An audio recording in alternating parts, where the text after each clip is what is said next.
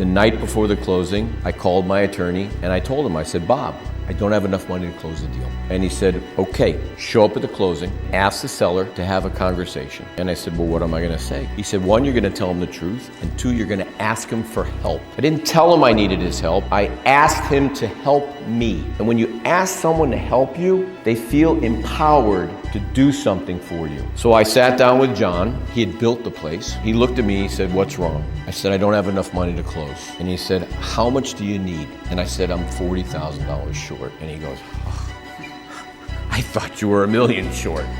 I'm like, no. I'm like, we're ready to close. Can you hold $40,000 for me? And I said, would you hold it for 2 months? He said, no, I'll do it for 6.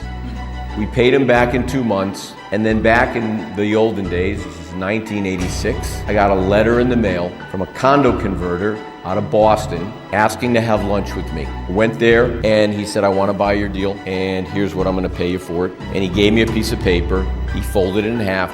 He said, finish lunch. When you get in your car, you drive home, tell me if you'd like to do the deal. As soon as I got in the car, I drove down away from his lawn and I stopped and I looked at it. I absolutely lost my breath because it was almost 3 times what I paid for the property. I was able to sell that. Back then, capital gains was 6 months in a day, not 12 months in a day now. We sold the property. I took a check and I wanted to show the check to my father because back then you would get a check from your attorney's client's fund. And I brought it to my dad. He took it from me and he said, I'm going to take this check, cash it. I said, why? He said, I'm going to take $1 million. You will always be a millionaire. From that point on, I'm going to create a trust. And then I took the other $2.1 million. I might have bought a fancy watch. I might have gave my project manager a watch. I might have bought a new car, or a boat, a house. Then I took the $1.7 million and I bought more real estate. That was because I was a 26-year-old kid and I didn't really know better, but at least the watch went up.